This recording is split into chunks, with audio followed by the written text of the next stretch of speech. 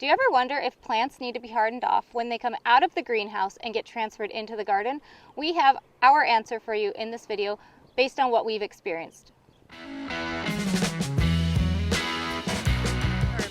We just planted this pretty large tomato garden, 231 plants in it total. I wanted to give an update on our tomatoes. They came out of our greenhouse about 5 days ago, and when we put them in the garden, they looked healthy as can be. A couple days later, I walked around the garden and noticed this.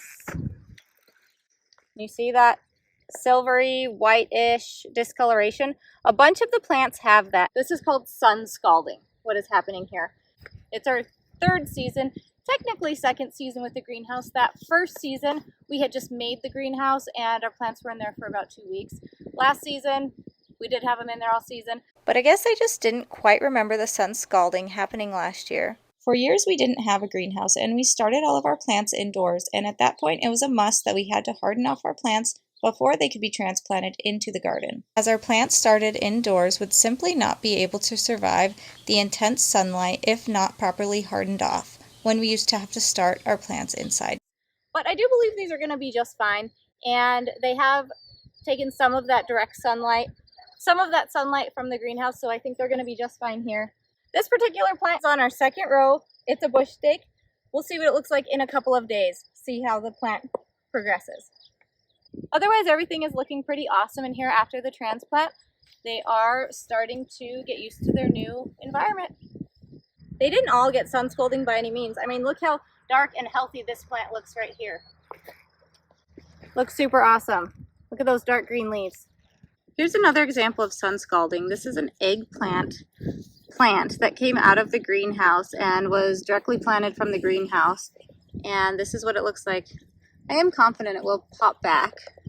We have another eggplant down here that doesn't have much sun scalding at all. I don't know if you can see that. Yeah, this one looks awesome. These were all planted the same day. All right, so it has been 5 days since our first video, and this is that plant that I showed the first time. The lower leaf is still not looking so hot, but we're probably just going to prune that off anyways. But this upper growth right here, look how great it looks. All green, really dark green, really nice. Looks awesome. We did go through the whole garden, the whole tomato garden, and pruned up all of our plants pretty high up. So like this one, I'll pinch off that bottom part.